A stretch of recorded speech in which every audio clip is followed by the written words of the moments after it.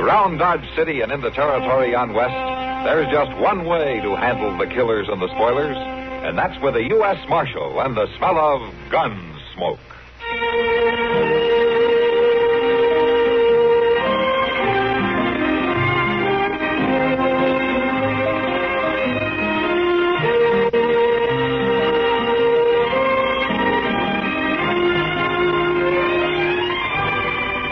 Gunsmoke, starring William Conrad.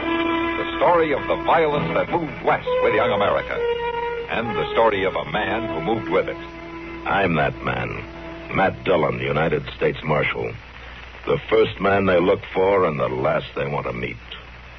It's a chancy job, and it makes a man watchful. And a little lonely.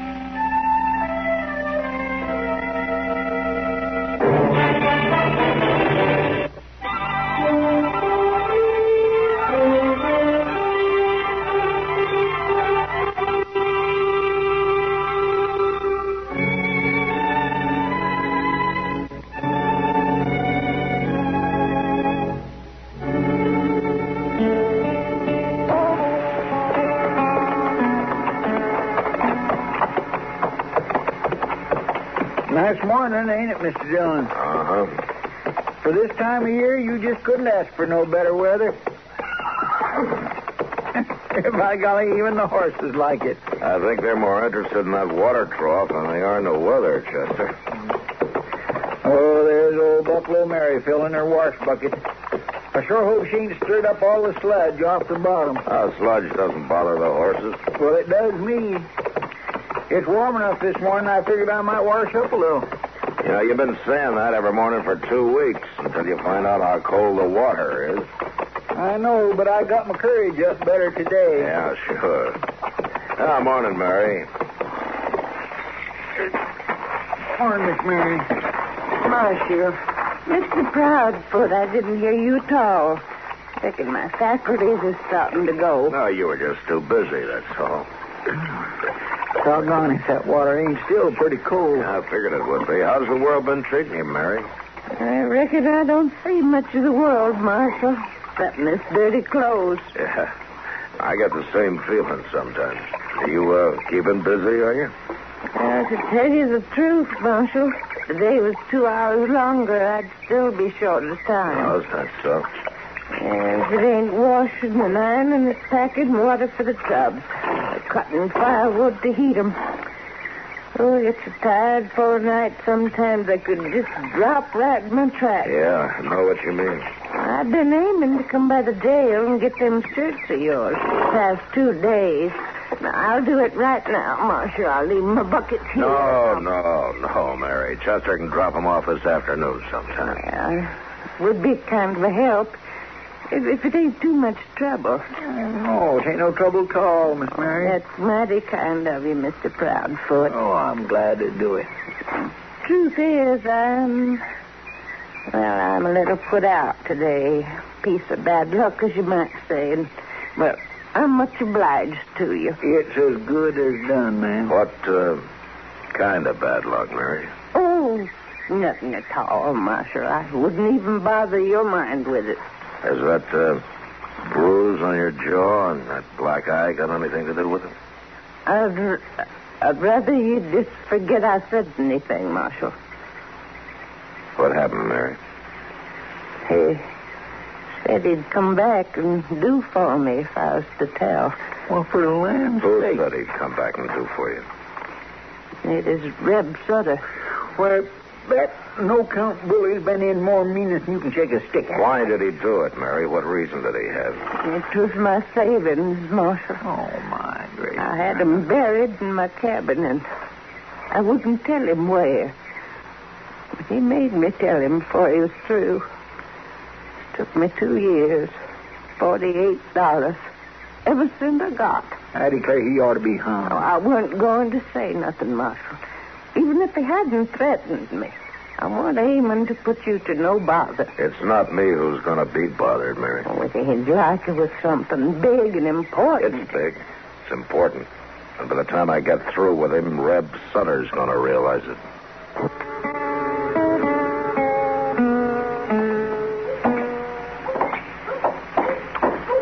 fella sure has a doggonedest luck, Mr. Dillon. We'll find him.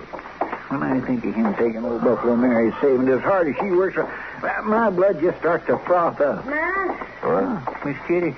Ma. Hello, Kitty. I've been looking all over for you. Oh? Yeah, there's a job for you in the Long Branch. Well, what's the trouble? We got one of those mean ones tonight. Drinking too much, pushing people around, trying to get a fight started. All right, I'll go have a look. Who is it? Reb Sutter. Reb Sutter? Well, we've found him, Chester. Come on.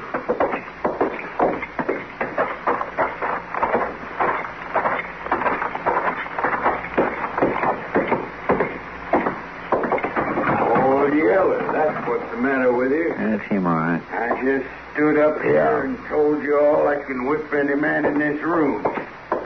Ain't a one of you got the blood and gumption to say me no on it. Maybe they're just going easy on you, Sutter.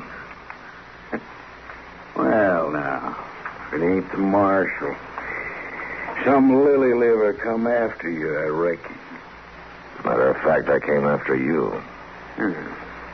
Law against talking, is there? There's a law against beating people up and stealing their life savings. She's a liar. I wasn't even near there last night, and if she says it... She? What do you mean, she? Who says, Sutter? Near where? I didn't mention any details. I don't know nothing about it. Well, maybe it'll come to you. You're under arrest. Now put out your wrists.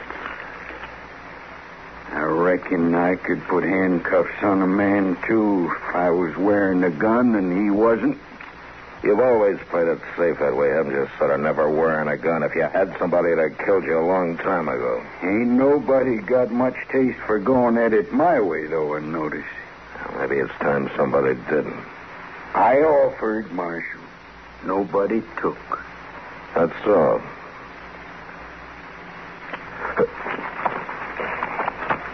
Chester, here, take my gun, will you? All right, sir. All right, Reb, I've already told you you're under arrest. I heard you. And I'm going to put these handcuffs on you one way or the other. I ain't never been handcuffed yet, Marshal. I don't reckon I'm starting tonight. Uh-huh. Chester? Yes, sir. Hold these handcuffs for a couple of minutes, huh? Yes, sir. You're a dang fool, Marshal, if you think you're...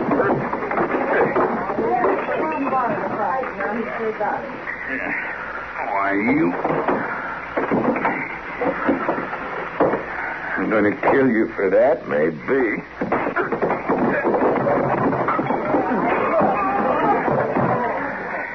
Now, you can stop at any time, Sutter. By just sticking out your wrists. I'll break every bone in your body. Any time, Sutter, one way or the other. You're wearing those cuffs to jail tonight. Oh, no, I ain't.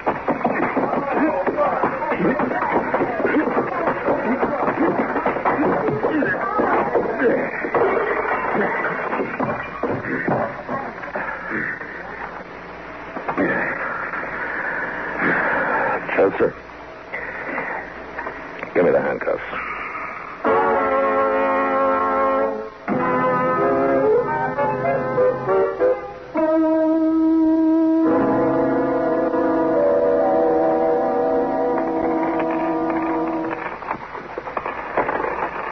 Well, I guess that's it, Mary. 84 cents, Marshal. That's all they had left out of it? Yeah, I'm afraid so. He managed to hit almost every saloon in town. 2 years of hard work. And he drunk it all up in one day. Well, he's going to jail for it, Mary, if that's any satisfaction. Well, Judge Bent says the case against him is solid. He hasn't got a chance of getting off. seems like there ought to be a better way somehow. Something that's got more justice in it. I mean, him going to jail ain't going to get me my money back. Oh, you may be right, Mary, but... Well, I'm sorry, Mary, but I guess that's about all I can say. Oh, I ain't blaming you none, Marshal.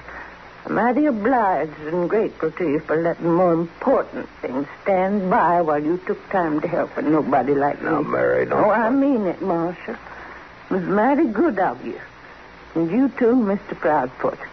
Oh, well, I'm glad to do what I could, Miss Mary. I'll be getting on now. I'll have your shirts for you Thursday. There's no hurry. Well, good night, all. Good night. Doggone if she ain't right, Mr. Dillon. Just sending Reb Sutter to prison ain't going to help her none. Something harder ought to be done about it. Chester, something is going to be done first thing in the morning.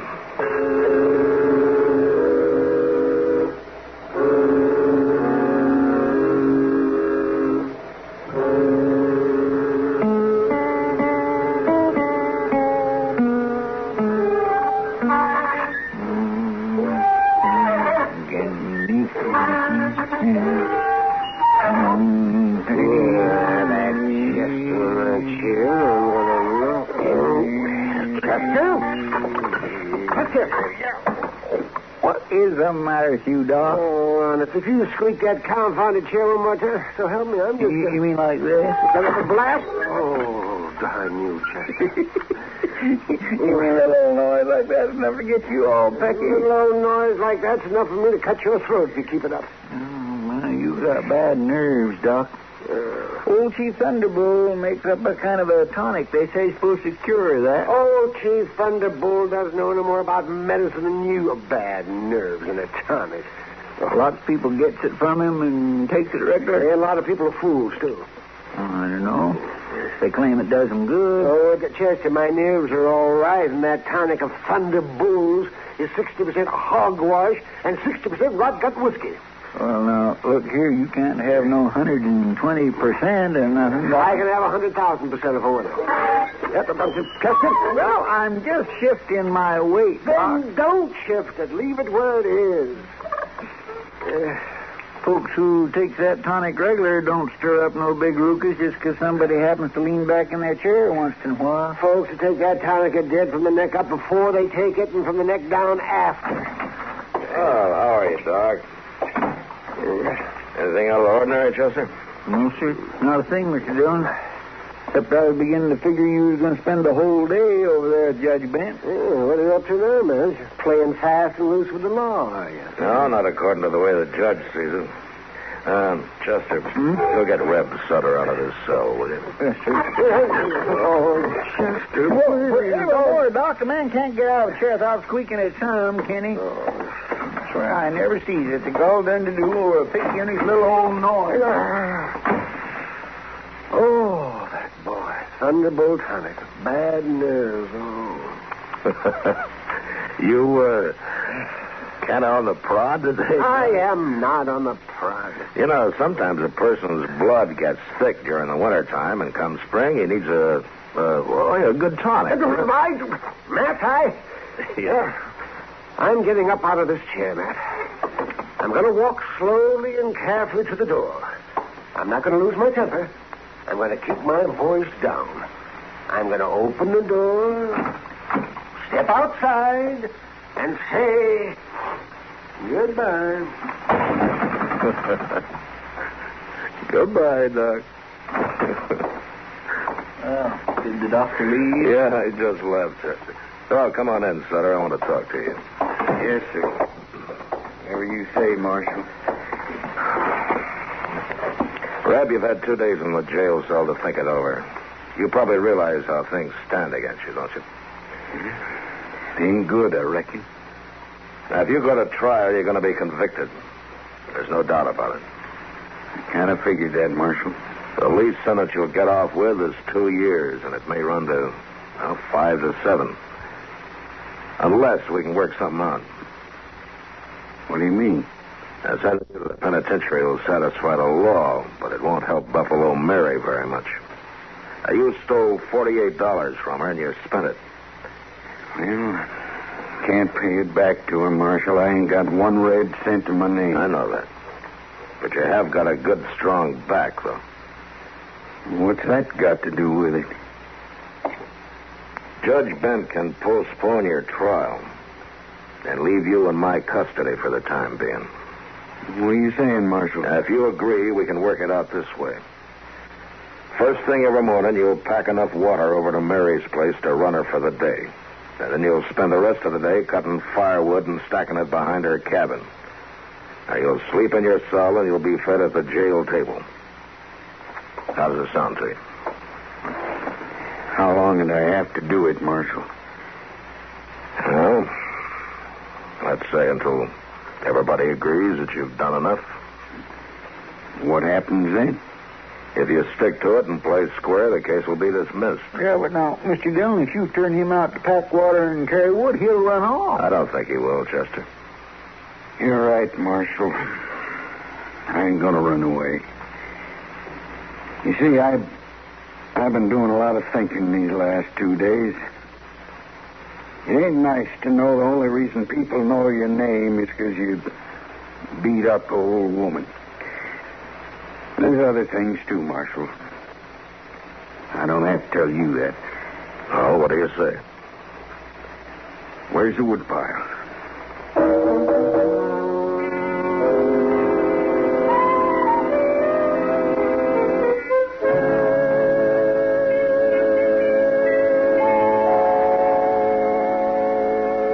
Buffalo mare's come down the street there, Mr. Dillon. Oh, is that so?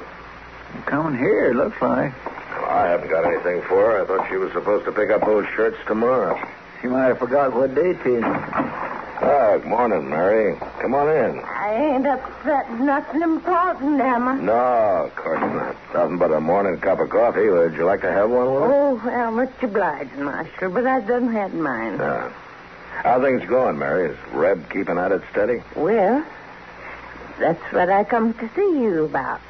Oh? I'd never have believed it, Marshal, but that boy's just been a working fool. Maybe he sees the devil over his shoulder. Well, in these 2 months, I've been able to take extra work enough to save $56 already. That's good. And not only that, he's got enough wood stacked up over at my place to last me for the next 3 years. That's what I wanted to see you about, Marshal. I told him that he's filled his bargain now and that he could quit. But he keeps on working. Maybe you should tell him.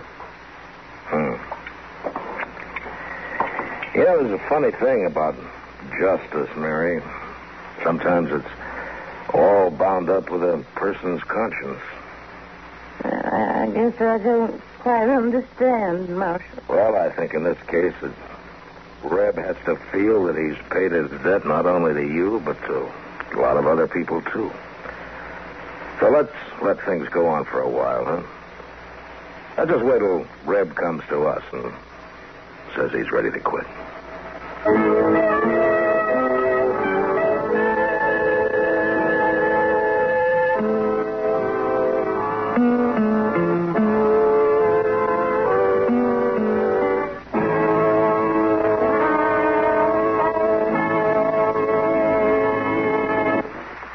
You know, frontier cattlemen felt a kind of sympathy for a cow whose calf strayed away, got lost, and in trouble. They call these lost calves stogies. But next week, Dodge feels no pity for a woman whose son gets in real trouble and dies. And that was the way. Gunsmoke, produced and directed by Norman MacDonnell, stars William Conrad as Matt Dillon, U.S. Marshal. The story was specially written for Gunsmoke by Les Crutchfield, with editorial supervision by John Meston. The music was composed and conducted by Rex Corey. Sound patterns by Tom Hanley and Bill James. Featured in the cast were Virginia Gregg and Vic Perrin. Parley Baer is Chester, Howard McNear is Doc, and Georgia Ellis is Kitty. Join us again next week for another story of the Western frontier, when Matt Dillon, Chester Proudfoot, Doc, and Kitty, together with all the other hard-living citizens of Dodge, will be with you once more. It's America growing west in the 1870s. It's Gunsmoke over the CBS Radio.